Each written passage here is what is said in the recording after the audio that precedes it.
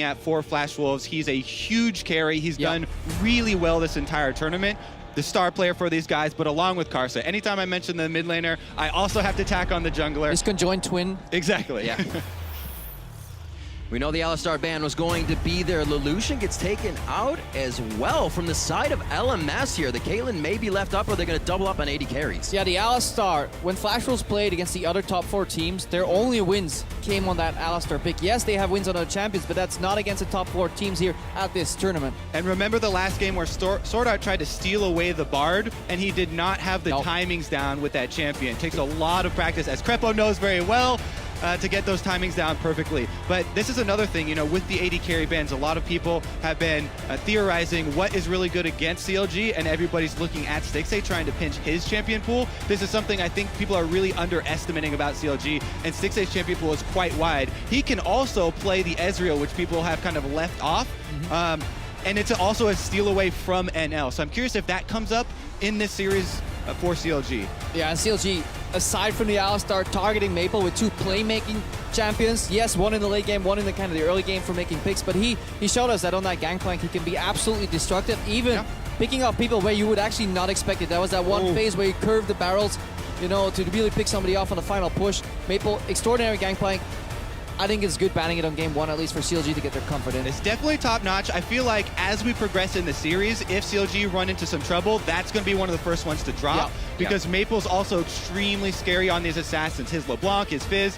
I'm very curious as to what direction they are going to go with. Since Azir and Ryze are both open here, in kind of the mid lane trifecta, and LeBlanc's out, we likely can expect almost a Kindred pick here. I'm sure they're discussing it. Kindred fell heavily in priority yesterday in the series, but it seems to be a pick that just works well for Smithy and well for the way CLG approach their team fights. I do really love Kindred right now. I mean, 6.8, one of the queens of the meta. However, the Karsa is one of the players who can really utilize that Nidalee extremely well, and she has also gone through the picks and ban phase. Previously, you know, we've criticized a lot of the junglers here at MSI for not being able to use the champion well. I think Karsa can step up and do that. Maybe not quite as well as MLG showed, but definitely scared about that one. Who are you looking to lock in the Ryze into then the expected Azir? I mean, nobody's surprised that this matchup comes out, but Ryze actually gets pushed in by Azir early, especially if you have the favorable jungle matchup, because then you can put the pressure. And in team fights, Azir plays well into Ryze. Yeah, and this is where it's not just purely about the draft by itself, it's about the players you're working with. Ryze is one of Huhi's favorite champions. He feels much more comfortable on Ryze than he does on the Azir, as many people have seen, you know, throughout the play. Interesting that then Flash Wolves don't even want to lock in a jungler. They just instantly want to reveal the Azir, even though they could wait, because it wouldn't be likely to be stolen, because Ryze Azir doesn't really work that well. And the Soraka steal has really high value here. Because it works well against Ryze, and it is a steal of Aphromo. Exactly. It shuts down Ryze so heavily in the team fight, so it's going to really put a lot of extra emphasis on who he's positioning, which people were already looking at. Double value if you put it on the Kindred ulti, in the Ryze in the Kindred ulti. I mean, double triple value if you... Penta value if you get all 5 people in it, right, Grandpa? I mean, it's just how many people can you silence, I guess? Keep adding multipliers. Yeah. But the real question is, you know, will he be able to use this? Because last time Sword Art tried to steal away a champion from Aphromo, he flopped. Yep. Chronologic Gaming with a very aggressive team to start this one off the bat. The double teleports are there. Will it be matched by the LMS, and Sivir's locked in for NL as well, so it could be forward from both teams here. Second pickup here for CLG. I want to see the Caitlyn come out into the Sivir matchup. That is almost a guaranteed swap for Flash Wolves, and they actually haven't really shown that great of a lane swap in this tournament so far. Could be an opening for CLG. Yeah, Flash Wolves trying to replicate that SKT lane of the Sivir auto-pushing with the healing from Soraka. But this time around, I do want to also mention the Darshan matchup, because he's had to take the Poppy into Echo matchup, which is, you know, losing it. Yeah, exactly. A lot of top laners have been willing to take that, you know, and just be that team fight presence. A little bit more reliable there with the Poppy. But Darshan, I really am curious how he's going to be able to use this Echo, because you can get a CS lead, you can get a 1 versus 1 lead, and you can try and pressure that way. Oh, this is a very fun matchup to both play on each end. Sivir Soraka into Bard Kalista is very, very treacherous, because you just got to calculate and sustain it, and it's so hard to really gauge just how punishing it can be. If you take one bad trade as a Kalista Bard lane, suddenly you can never commit for an all-in anymore, but you always have kill pressure, because it's very hard to predict the spell shield on the rend. Yeah, look for Aphromoo to try and control the side brush if they end up in the 2 versus 2, and be willing to flash for the ignite kill. He goes for flash, cosmic binding, ignite kills very often when people are even at like 75%. Yeah, if you look at it though, Flash was looking to secure maybe a more aggressive version of the Soraka Sivir if they lane it. Yeah. Yesterday we saw Wolfenbang play it, but they played it so far back that they never used kind of the potential in that lane, which is push and then sustain and then kind of war of attrition your opponent down. With the aggressive jungler in Elise, though, having pushing mid and bot can actually be a strategy for them to employ and then get deep vision in CLG's jungle. Yeah, it's actually a little bit curious to me because I feel like the way when you play defensive and you play safer with this setup, the Azir, Soraka, and Sivir is the better way to play it. You know, you want to play the numbers, right? A slightly higher percentage, more times out of 100, you are going to come away with victory if you play it a little bit safer and just try and get to that point where you've got the Sivir wave clear, you have Azir late game, and they massacre people in team fights. And the summoners say it right now, if you look on the side of LMS, Maple may switch, but that's Exhaust they're running, expecting CLG to be aggressive and them expecting to hang back. Yeah, that's a really good point to bring up. Double Exhaust provides a lot of teamfight presence. However, they're swapping at the last second. It was a great point. I wish they would have gone into it so we could see the difference. However, trying to match the teleports here for the mid game. Yeah, Azir isn't the best teleporting to fights, but it's very hard for Azir to blind face like a river into a Ryze 2. That's maybe why he just wants to trail with the teleport and just use his push. Whenever Ryze leaves the lane, just push in the wave. If he shows up, then you debate, do I follow with teleport or do I take down his turret? Yeah, we'll see, how this plays out, because if he ends up not getting punished in all-ins and they are not successful in killing the Azir, then technically it is going to be the advantage to be able to have that teleport to get back to lane or to assert the cross-map pressure. All right, you know how to stay connected with us on Twitter. Tell us who you think is going to take the series. Tweet at LOL Esports with the hashtag CLG win or the hashtag Flash Wolves win. You can see NA currently owning the Rift with their 2-0 against Flash Wolves. Now, can they keep it going in this semifinals? First things first, they swap back. It's back to Exhaust for mid lane Azir. Perfect. So they're not going to run with that teleport yet. As Crepo said, there is a diminishing value there. Yeah, the Exhaust also just has great value in teamfights, and if we know anything about CLG is that they try to close out the games with teamfights. They have the fan support. North America does own the Rift today. Higher MSI icons there. Quite a big crowd from the cheer as well coming in here. I mean, even though it's not their home turf, you could possibly be seeing League of Legends just history in the making. NA doing well at these international events and continuing to do well against the best regions from the world. We're getting into the semifinals now. Flash Wolves versus Counterlogic Gaming. Ladies and gentlemen, we're on the Rift. Yeah, very classic standard invade here from CLG. Going to go get their deep wards down to see about the lane swap. I have to go over this Flash Wolves comp one more time, though, because I think they had a really good draft phase, actually. We mentioned a lot of the points about the Soraka silence, and getting to that team fight with the Azir. But it is also about the mid jungler that we talked about. This is going to be the crux of the Flash Wolf comp. And having Karsa on the Elise provides an interesting dynamic in the Ryze Azir matchup. Ryze can hold his own, but he has to have the threat of the all-in to be able to hold his own, right? Otherwise, Azir's just going to be able to poke you out. So watch for that vision in the river and the presence of the Elise. They are going to walk over the ward. The ward spotted. Look at what CLG is doing here. Deep vision on one side, and then walking their bot lane into the mid lane to then have a delayed choice. Yes, you may lose out a little bit on what you want to accomplish, but it does look like they're dodging the matchup here. CLG, while maybe having a fun matchup to play into Sivir Soraka, I think they're valuing their skill in lane swap just a little bit more. And they're actually swapping away from this bot lane. Same thing from Counterlogic Gaming as well as they head in towards that Bramble Pit of Flash Wolves. They're going for a cheese on red, I believe. Darshan getting stuck in. It's still going to be Counterlogic Gaming pushing out Flash Wolves, but this 1v1 here could cause Darshan to blow his flash. He breaks vision through the brush. A lot of wasted time for the duo there of Styx and Aphromoo. As Crepo was saying, they were going to try and find the cheese there, but end up just walking through the entire jungle, and they're going to miss all the camps. Aphromoo also going to miss this one. So what it does give us, or sadly not give us, is an opportunity to watch this Soraka from Sword Art. In his 166 games that he's played competitively, this is his very first Soraka game.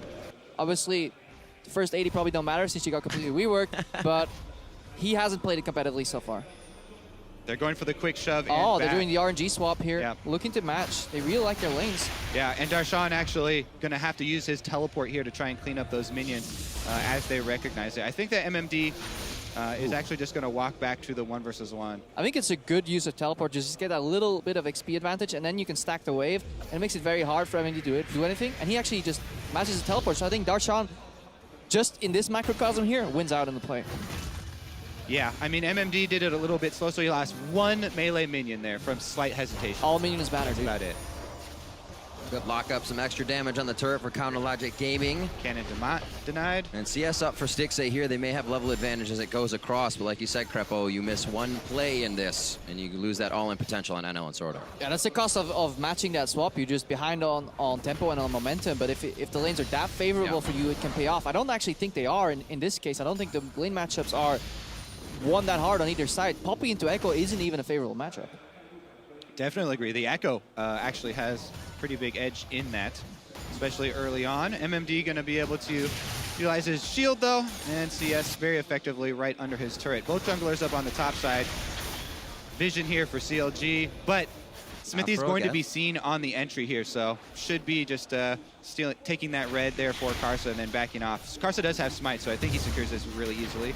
Yeah, at least kind of suffering a little bit from the slower clear. We also see Aframu always taking position in that tri-brush, just ready to shadow his jungler in case he comes to an altercation, ready to move in. CLG incredibly active here in the early game, but it seems one step off of what they continuously want to do. Trying for the red, now Karsa's going to be able to pick up the majority of that camp, and CLG is forced to walk back to lane. Stixxay doing all right for himself at the top, and Huhi teleports back to mid.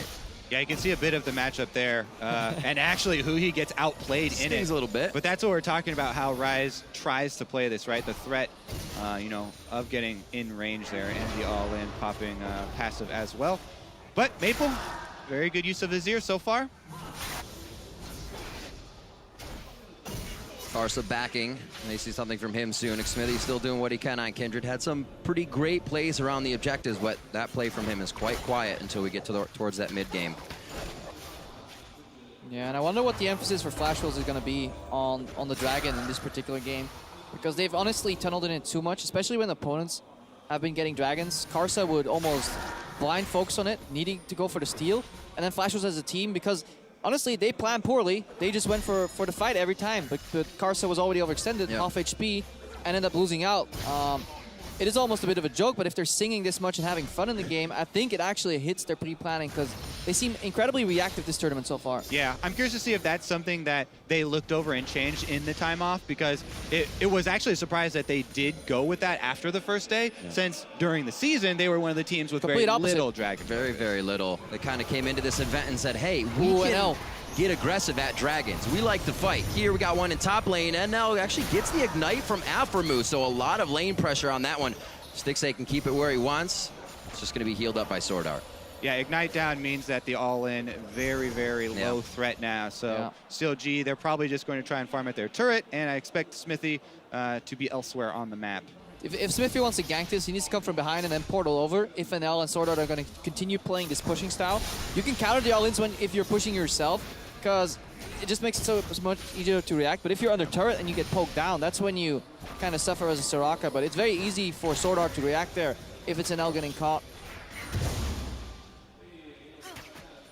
I do prefer this style of Sivir Soraka though, where you actually put pressure on the turret and you force your opponents to maybe lose CS, use their spells and minions, because that's how you win the war of attrition. Yesterday, Wolf and Bang, they pretty much focused on going even. Let Faker do it, let the solo lanes carry a little bit more, and not as much pressure from that lane. NL and Sword Art actually playing completely different in that aspect than what they've really been bringing to the table here this tournament. So turning a bit on there for themselves, see if they can come out of the lane big. Almost level 6 across the board there. Maple has his. Looks like Darshan's getting a little antsy bottom, and this could cause trouble with Karsa. Yeah, and I think that if both junglers focus bottom here, then the advantage is to CLG. Unless the Fog of War is in Elisa's favor, it's very easy for them to win that 2 versus 2. It's also easier for them, you know, to push into turret, deny CS here. Pesky Scuttle Crabs. Tricky Scuttle, Master Scuttle right there. Plus, you know, if Huhi's teleport does come back up. The only counterpoint to that is if the junglers play in Vision bot lane though, it allows some of these lanes that have more innate push but weaker to ganks to keep pushing. Like Soraka Sivir has an easy push, and Azir has an easy push. Yes, you won't kill people, but you will get minor advantages that help you scale towards the late game. That is the cost, obviously, of matching junglers bottom. Exactly, and we can see a little bit of chip damage on the turret as the result there. But I feel like there's going to be guaranteed not only chip damage, but also CS denial down on the bottom side. And MMD actually plays very poorly from behind it as well in general, because he's a very emotionally driven player. From what we heard from Clement on the desk as well, it's like if you can shake his confidence, Right. especially in the best of series, you can mess with him later on. And I like bringing up that theme because CLG, you know, Stixxay has been very vocal about how confidence-based his play is as well. So both of these teams, definitely the mental game is a very big part, you know, of how we're going to see them develop over a best of 5. Yeah. Stixxay, when he plays very confident, you can definitely see it. But, you know, during the regular split, and Carson wins the smite. Smithy did not have his up, so that's a Very confident, though. pretty easy win. Yeah, very confident. But yeah, you know, during the regular season, Stixxay, one of the big things people were criticizing him for was lane phase, and they were so outspoken. You know, during all of these scrims, he's a beast, right? He shows up so much, but there's this difference, you know, between on-stage confidence versus in scrims. I'm liking the cover that Darshan has as well. It's very hard for him to die if Elise is coming from River. If Elise somehow gets behind him, yes, he maybe drop a kill there and swing that matchup around. But the triple pink ward setup from CLG on the bot side of the map is really telling. A couple deep wards paired with it. They should have complete view or just predictive view of where Karsa is on the map, and then they should be able to react appropriately. And it should almost be time for those teleports to get used as well. Once they get more forward wards, maybe top side, they know Karsa's not towards the bottom. CLG really doesn't have anything past the river. They have his knowledge. They'll be able to make that happen. Smithy grabbing up the scuttle. It could be just a Rift Herald here. Yeah, I really do think that the river control right now is one of the big deals because allowing the Rise to have that much control in the threat of the all-ins, enabling him to push in gives CLG this double teleport advantage that shouldn't really be there. You know, usually Azir should be playing up. He's going to try and poke the Rise down, keep him under the turret. So if Rise leaves, then you're saying, okay, you're making a really big gambit to try and turn something on the other side of the map. And Azir's going to chunk out your turret and Dominon minions at the same time. But CLG might be able to earn themselves a play because of this control. Yeah, and then it may be too late for Flash Wolves to react accordingly because CLG has in the past set up a couple TP plays that Vision here. don't really have any counters. If you let them set up their vision, then make the double TP play, it's almost impossible for Flash Wolves to counter. And with the way they're controlling the river, the way they're controlling the lanes here, it seems very hard for Flash Wolves to avoid that inevitable death. He just snuck into that brush, I believe. The thing here is that Flash Wolves, they're relying on some CLG aggression to make this work out. This play doesn't really work if CLG try and play super defensively. I need some opt-in here. Oh. How good can you bait NL? Act bad. As long as he stays behind that wall of minions, he's safe. He gets one last jump out. And it looks like Smithy is kind of going to answer this just with a little bit of weighted pressure. So he can get out of going into the jungle. He wants to deny now, knowing that Karsa's going to be backing. Yeah, that's one of the things. If you go for these wraparound ganks, you feel like you have such a big opportunity. But it does cost you. Every second you wait in that bush costs you, especially as Elise, who's going to get out-farmed. If Kindred is just left up there, will be clear. Oh, Darshan here. Cheeky little trades here. Echo always has control at this point in the early game. It's just impossible for, especially the nerf version of Poppy to out-trade. So the second Elise shows as well, it's one of the costs of that play here in the top lane. You're fighting against Echo and then against the wave of minions after his Time Wander clears yours. So there is a pink ward, but if you run straight through it, then it gives Darshan a little bit less time to react. Darshan does a pretty good job, though, of playing defensively. Now, let's see if he can get it done. Karsa with eyes on the prize. Top gets taken down once again. Karsa shows to a lane. Smithy and the rest of the team are actually still going to be pushing here. If pressure can be kept by Huhi, Maple's not going to be doing much either. Yeah, again, we return to that jungle matchup where the onus is on Elise to create a play, but Smithy just plays so much safer. He hard farms until he goes for the turret. Yeah, that's going to be a dive here. That's a Q against the turret. Cosmic Binding hits. It's going to actually get hit with the pole as well. MMD going to be going down here. They're going to let Huhi pick that one up. No, it's going to be the Ren for Stixxay. First blood, Counter Logic Gaming. Yeah, very poor reactive play here from the Flash Wolves. Maple's going in for more, but they're only 2v4 because their bot lane is in the bot lane. This is when it gets scary. You try to scrap together a kill, and everybody walks in a little too late. Repel from Karsa goes up. He's got the room to hit a minion on the other side. After flashing, actually, he fell straight down.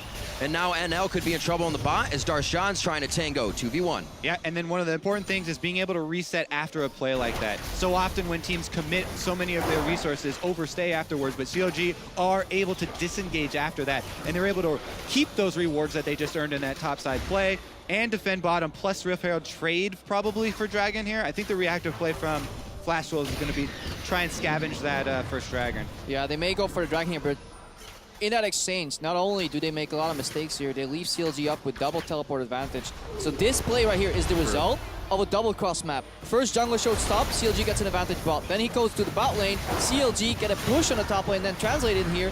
And this is a very ill-advised defensive from MMD. There is no way, no realm where that actually works out against the Bard. That has to be a team play. That has to be coordinated with other areas of support. But teleporting in 1 versus 3 to that 3-man dive squad from CLG, suicide. Especially when you have things like a Bard ultimate that can nullify tower damage. You can dive through it. You have Fate Skull, which can reset tower aggro. It could have, yeah, exactly. It could have been even cleaner. Yeah, there was pretty clean dive from CLG. Yeah. But MMD, I think he really messed up with the teleport, and this is kind of the split-second reactive play that Flashwolves have been doing in this tournament, as opposed to the pre-planning, being aware of what CLG may force with their teleports. They actually bring a lot more confidence to the fight, Flash Wolves, than they have getting there. They say, yeah, Zer's coming, we can stay for this, and they can. And the huge part is, you mentioned the teleports, Crepo. CLG weren't even the ones that used the teleports in this play, right? So now there's a huge advantage.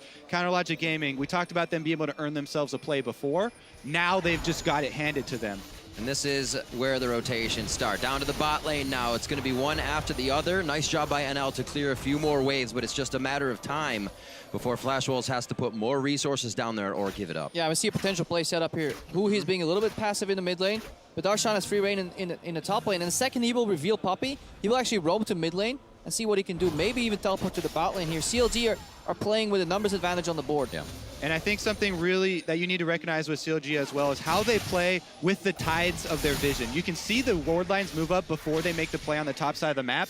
Before they made that play, it was absolutely covered with wards, both pink and green. Meanwhile, they change their play once their vision times out, right? Their vision is cleared. They then play more defensively and have to reset up the next play. They don't try and rush into it. Yeah, and that is the good thing about CLG's vision.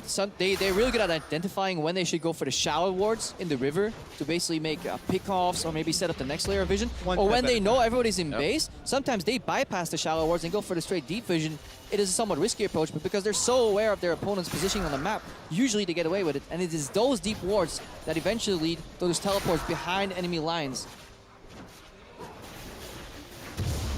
Breather moment as the first two outers are taken down. Obviously, Counterlogic Gaming going to be looking for that mid turret now. Already about 1.4 thousand gold up.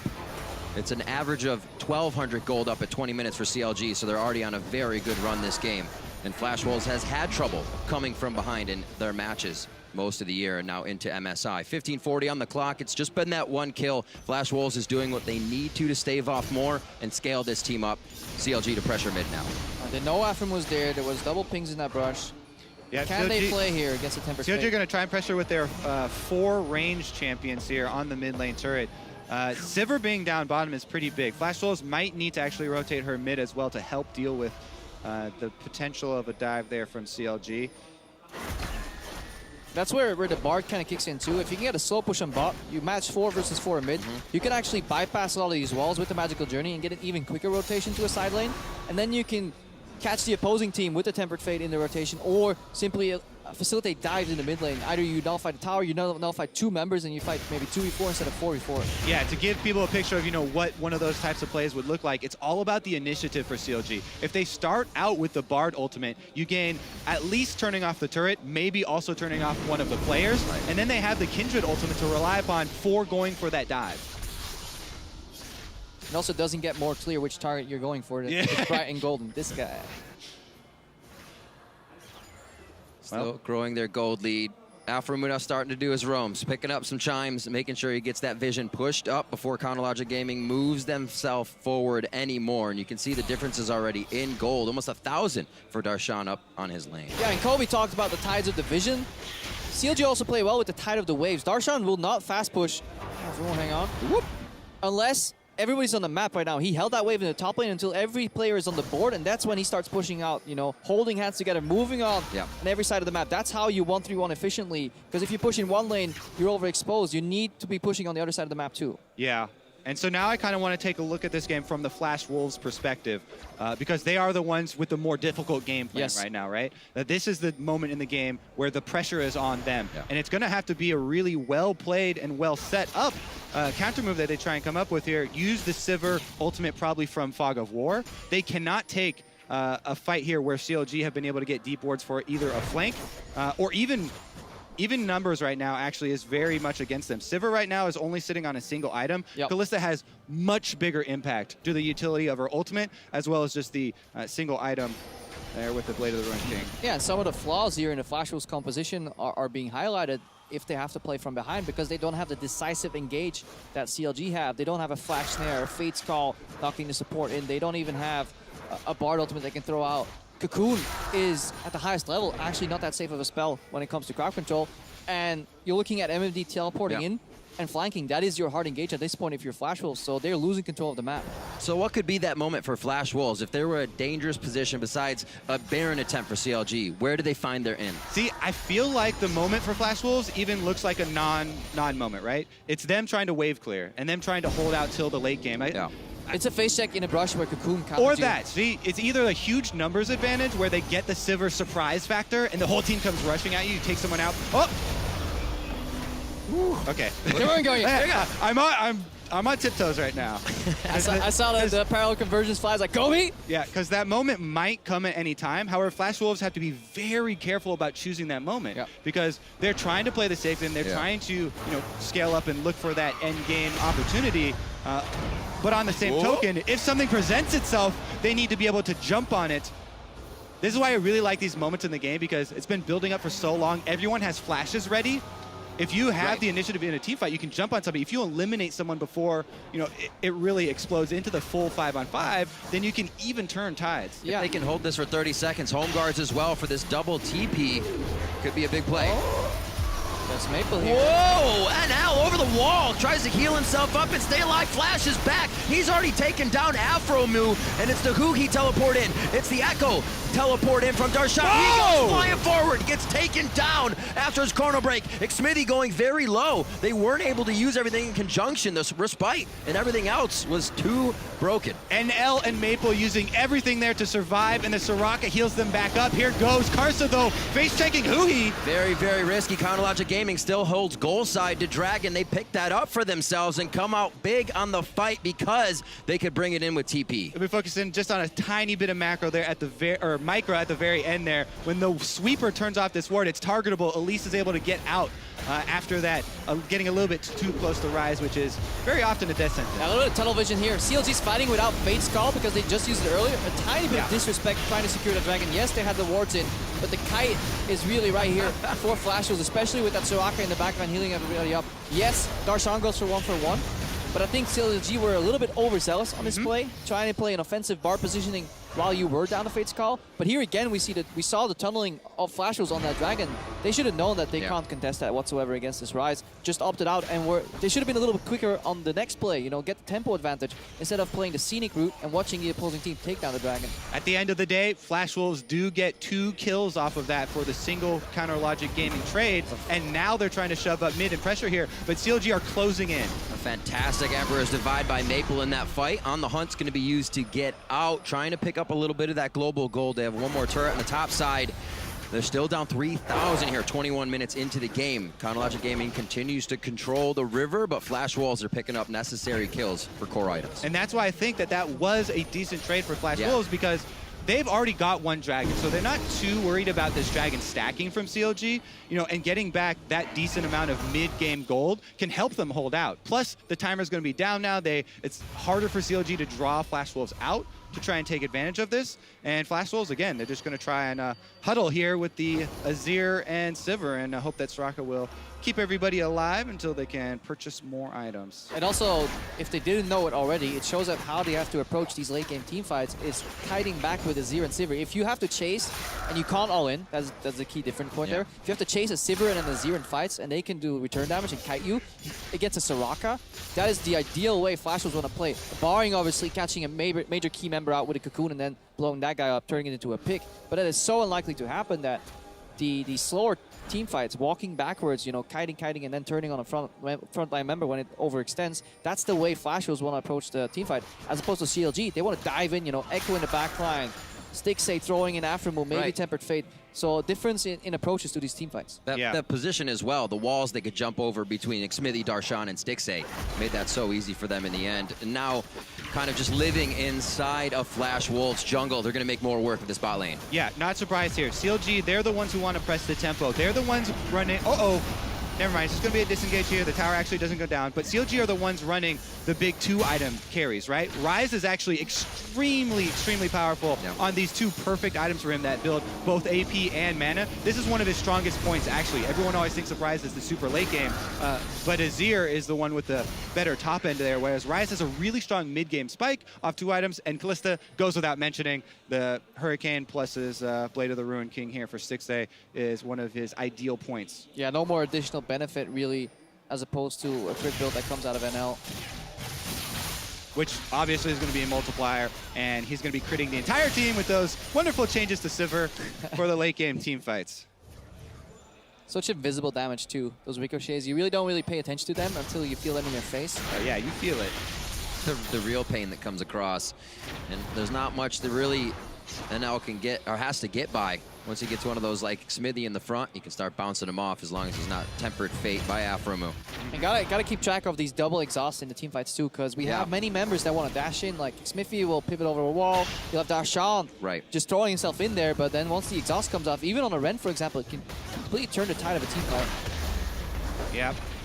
Darshan actually kind of wants to eat one of these exhausts so that he doesn't have to, and Xmithie doesn't have to. Stixxay is even going to be a short range 80 carry.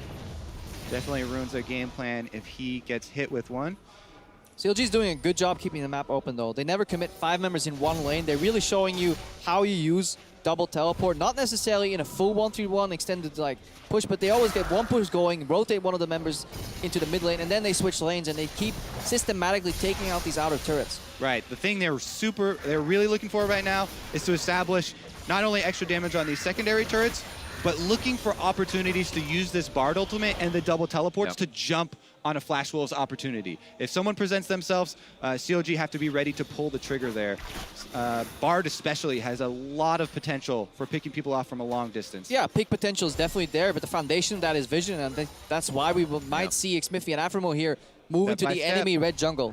First, to get the vision control, and then if you can get deep red vision, that's when you can start baiting Baron. If you have to force errors out of Flash Wolves, that's when it becomes easy. If you can predict their movement, force them into a chokehold, that's when you can throw out the Bard ultimate or just pick them off. Honestly, getting these turrets would be less than what they could do. Leaving them up, the Tempered Fate behind, and then CLG collapsing around the entire Flash Wolves team. Gotta get that One goal, turret though. could mean so much more, just not the turret. So looking for the fight and the turret. CLG buys their time, like you guys say, push that vision up and move back and forth quickly across Flash Wolves jungle. Here, giving Flash Wolves a little bit of breathing room. Reactionary Sieger from Flash Wolves, strength in numbers for their compositions. They're getting split on the map, so the reaction is to just go mid. But right now, they know that they can't go further in mid lane, so 1-3-1 efficiently working here for CLG.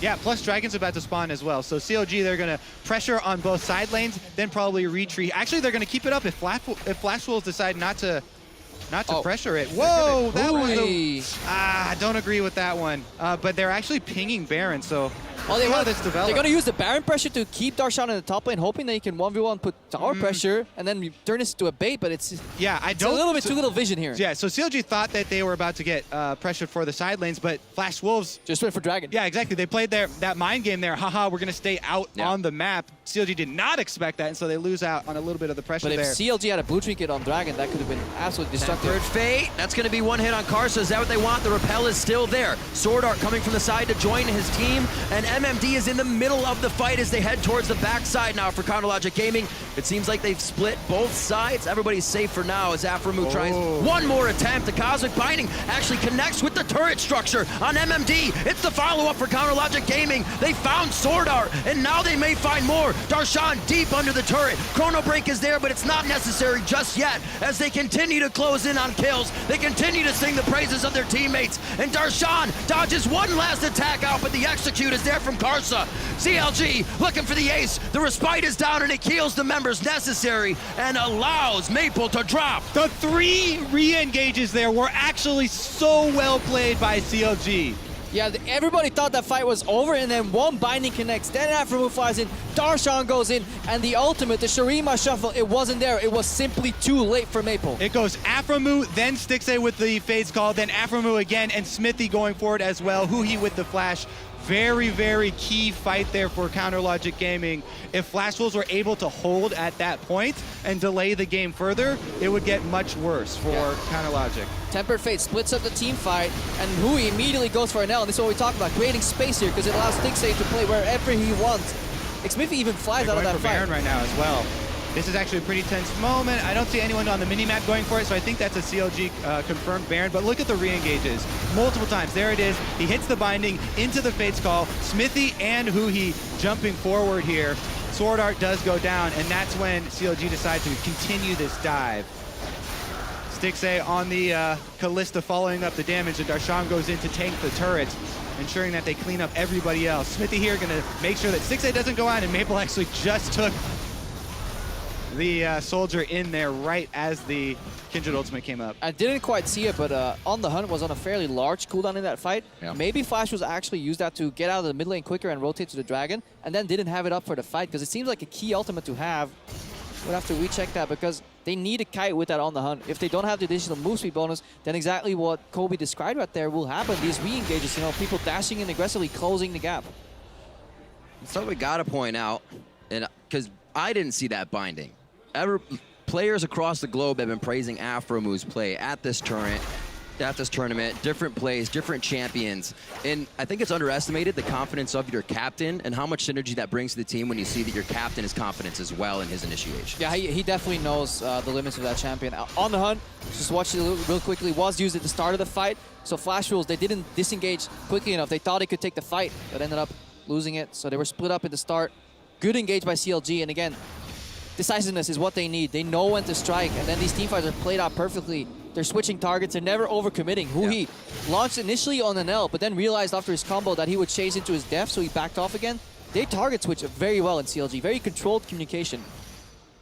Definitely want to highlight Smithy's damage contributions as well on the Kindred. This is one thing, you know, when we talk about the differences in these two team comps as far as scaling, definitely the advantage for CLG as far as the jungler matchup goes there. Yeah, Banner of Command versus Phantom Dancer. Yeah, exactly. All right, here's CLG trying to close in, capitalizing so much off that last team fight, turning it into the Baron, turning into side lane pressure once again, and the turrets are going to fall. Slowly pushing in. On the Hunt goes on. That's, I mean, they give it respect, but there's no push by Flash Wolves. They know it's kind of a balk there. CLG is going to stay inside the base, look to get a bit of extra damage down. Very nice hit onto Stixay. He's going to cleanse that one off. He'll be safe for now, but they have to be careful fighting over the wall. This is where Flash Wolves got themselves into trouble last time when CLG could go back and forth. A very nice Emperor's Divide from Maples, cleaning up the fight a little bit. But now to the back line is Counter Logic Gaming. They go around the wall. They find the members necessary on Flash Wolves. They take them down in a 3-for-2. NL will fall as well. MMD will make it to the fountain, but they're going for the Nexus. Darshan went huge in that team fight. The switch to Soraka immediately sticks a flash. You were talking about the sacrifices his life there and identify the threat there to sustain. They take it out, and then suddenly Huhi is still alive in this fight. Coming out strong in the beginning of this game, 31 minutes in against Flash Wolves with quite the composition from both teams out of Champion Select. CLG makes quick work of this one at 11-5, and we're going to game 2 here in the semifinals. Counter Logic Gaming. They wanted to prove that they also have found consistency here at MSI. Yep. Upsetting a lot of teams in the group stages, but consistency has still been something that has historically eluded this team and this region in general. Yeah. Wondering why still Karsa went for the Elise though. It did not work for Flash Wolves. They didn't find the necessary picks. There were better junglers on the table for him to take. I thought they were going to go much harder on that mid lane jungler combo and try and punish the Rise. But Huhi, as I said, he's so comfortable on this champion, probably his most comfortable mid champion in this meta on 6.8 right now. And they were able to play it out really nicely played as far as the mid-game team fight as well. Yeah, and the style that Flash Wolves have kind of put upon themselves this tournament is kind of opposite of what they were playing in playoffs in the LMS. And I feel they may have to go back to that LMS style, just blind aggression and try and fight your way out, because these controlled team fights, CLG's playing them just better. Foxholes have to change something. Bring it right up to bat. Next time the team gets up, go and fight again. Is there anything else they can do besides the fight? Is it out of champion select, or would they be able to run that team again before we move on? I mean, you can run that team again. You have to play a lot of different things better. All right. So for breakdown on that CLG Game 1 win, let's check in with our analysts. Great analysis.